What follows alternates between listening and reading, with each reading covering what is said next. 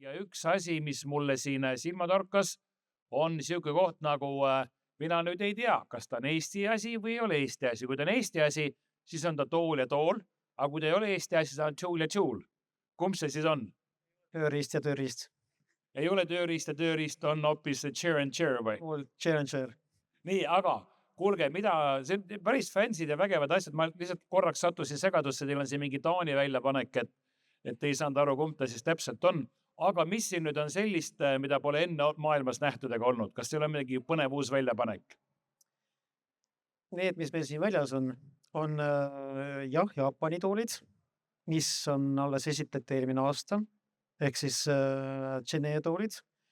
Nad on väga innovatiivsed ja just, mis siin Rasmus rääkis, et saaks uuesti taaskasutada ja vahetada juppe, remontida ja ehk siis eluaegseks.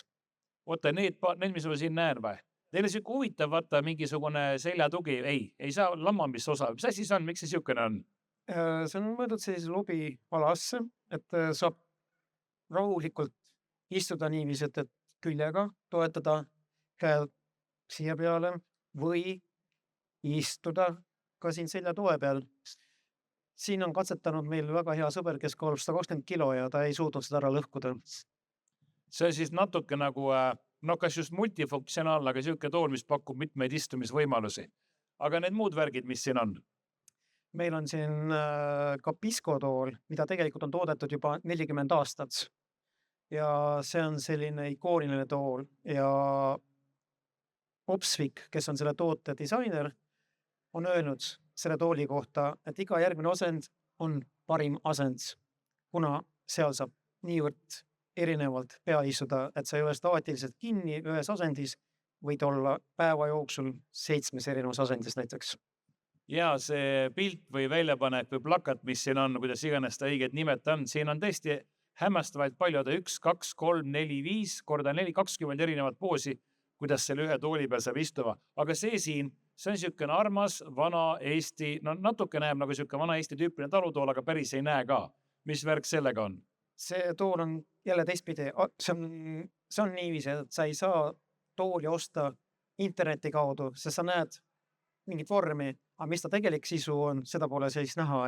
Et sellel toolil on see, et samamoodi jälle mõeldud, et kõiki asju saab vahetada, remontida, katet saab väga kergelt vahetada. Kui on ebataslane põrand, ma istun siia peale, seda ise balansseerib ära, et ta ei loksu. Oota, kuidas see ei loksu? Oot.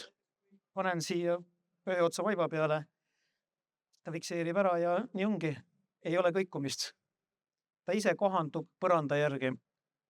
Ma ei saa nüüd sellest aru, ma saan aru, et jalgadel peaks mida mordid sees olema ja kuidas see siis töötab siin? Siin on kärgstruktuur, mis siis kohandub. Okei. Yes. Appi kui põnev, vaata see kohvikutes oleks vaja, kus sa lähed sinna laua taga ja laud käib niimoodi kogu aeg. Paned tassi peale, laud kukub ühele poole, võtad tassi üles, laud lööb üles tagasi. Või siis kui on koolimaja, kus on ulakad poisid, siis kellel meeldib lammutada, aga ei õnnestu. Ahah, aga siin nurgas on veel, te olete välja pannud või valikus on tohutult palju toole. Palju selles hunnikus seal neid tool on? 50 tooli ja see 50 tooli on sellise arvestusega, et kui nad nüüd sinna peale lauda 50 tükki, siis ta läheb tava ukse alt läbi. Et sa ei pea neid kogu aeg tassima, et sul on kena hunnik toole, kerge vaevaga võimalus teisele teise kohta. Jaa, väga kaval ja väga mugav lahendus tundub olevat. No tore, väga meeldiv, ühesõnaga tee juures saab istuda.